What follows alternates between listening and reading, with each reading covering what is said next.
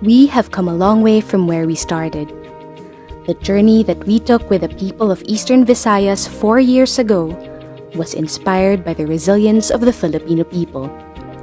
It is a testament to their enduring spirit that we managed to get this far.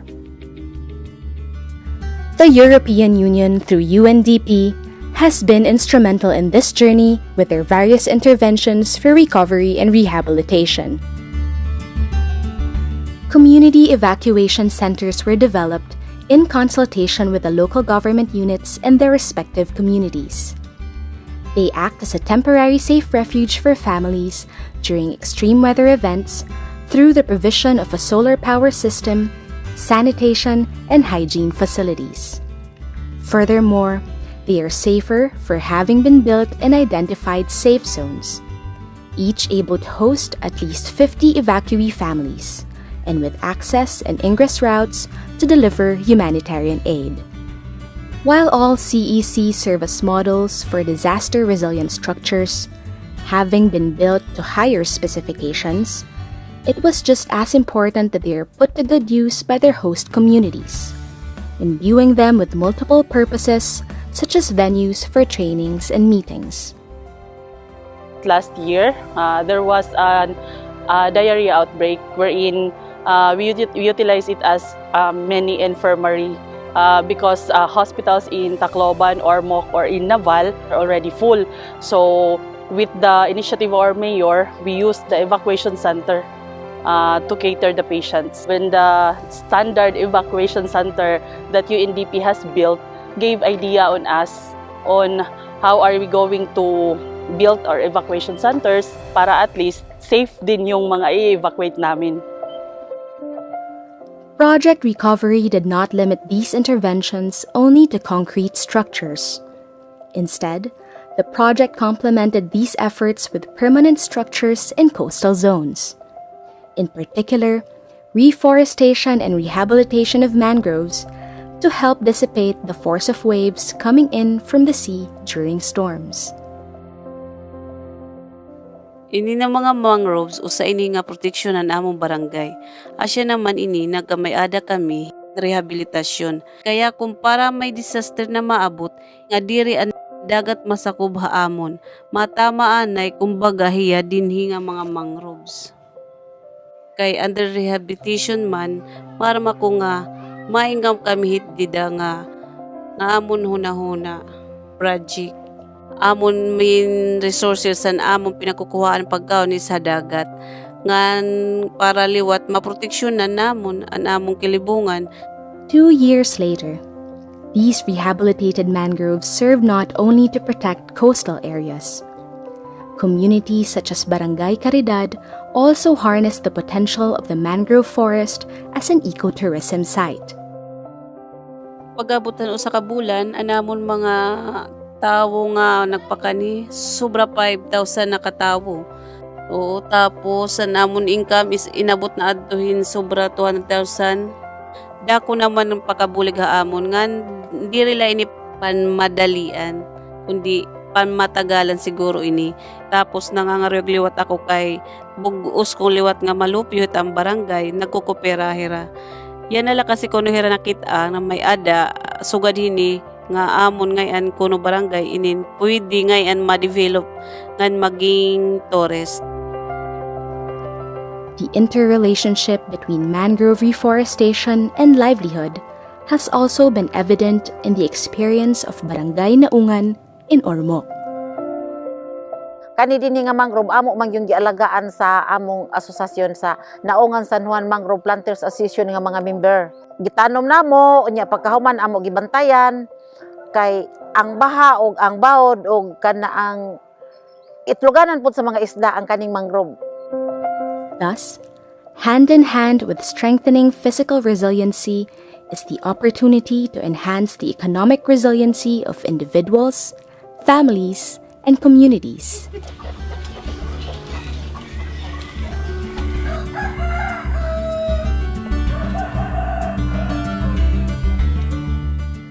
Natural disasters such as Typhoon Yolanda has not only destroyed physical infrastructures and caused the loss of thousands of human lives.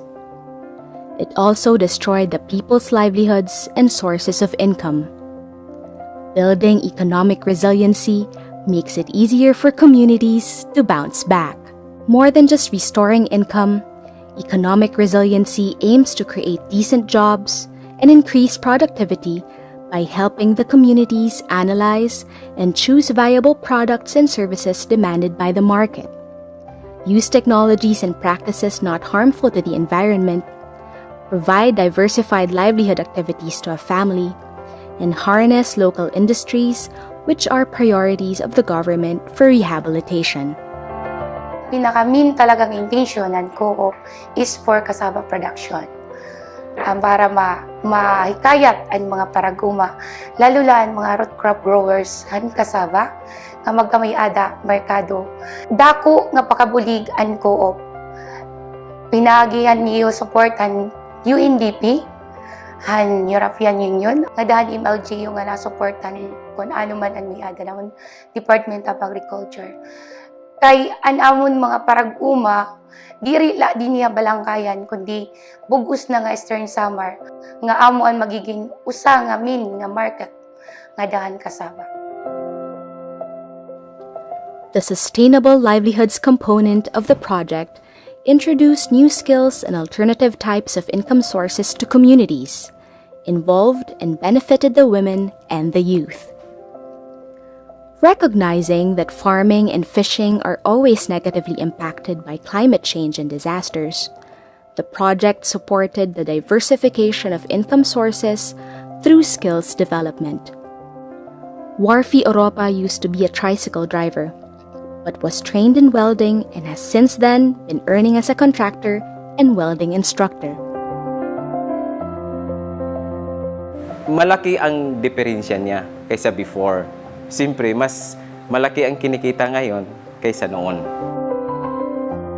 In Tacloban, the Paglaom Farmers Association was successful in putting up a bakery.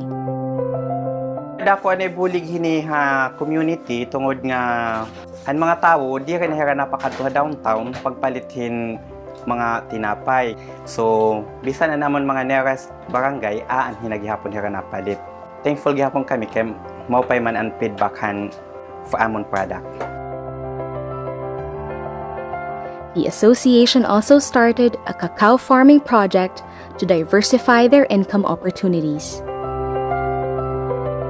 Livelihood support were also provided to the families who were relocated.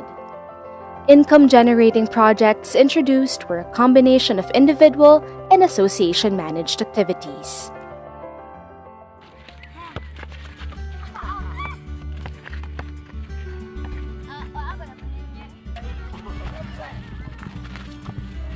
Project Recovery aims to provide a model for disaster-resilient resettlement infrastructure. Adopting the Building Back Better principle, the 165 core shelters adhere to higher construction standards, making them typhoon resilient. The houses were constructed with sweat equity from the beneficiary families. Families were organized into homeowners associations that oversee and manage the house's construction and livelihood activities to make the resettlement community sustainable.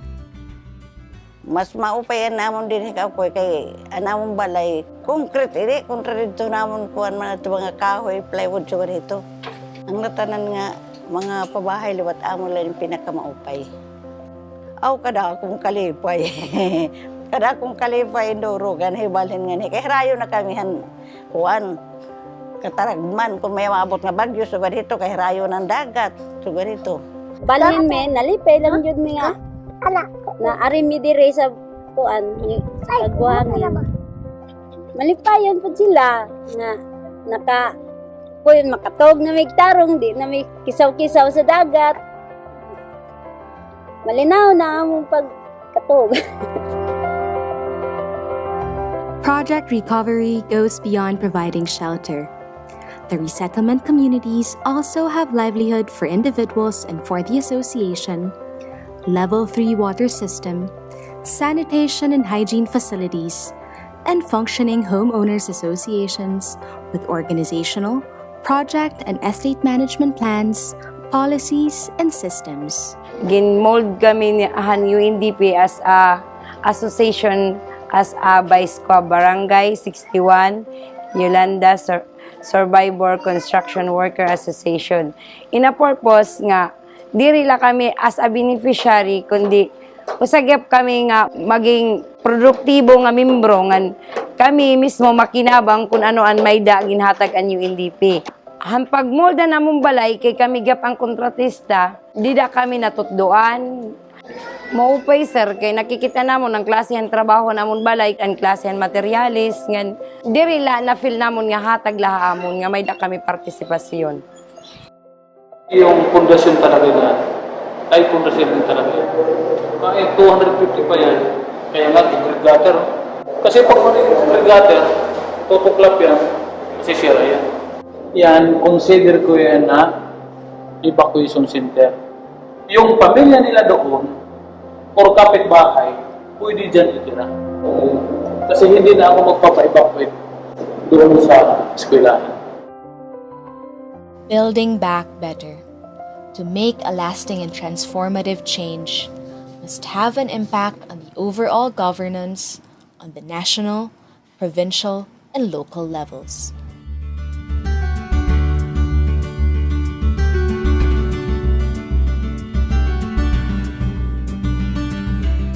Project Recovery recognized the need to capacitate LGUs to be better prepared for future calamities.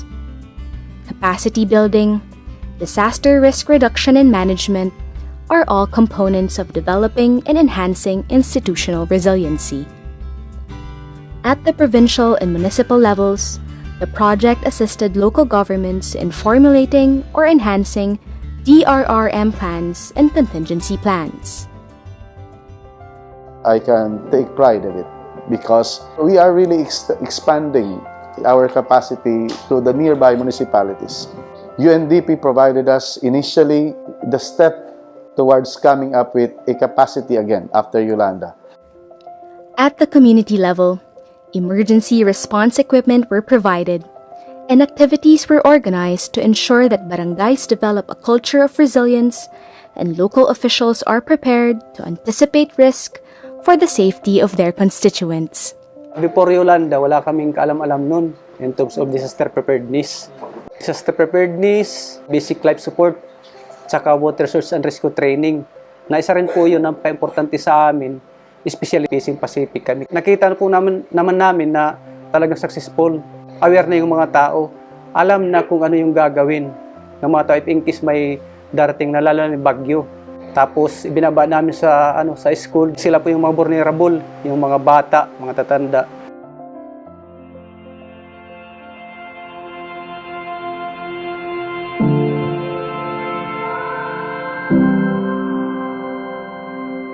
Salamat sa UNDP kasi kung hindi dahil sa UNDP, driver pa rin.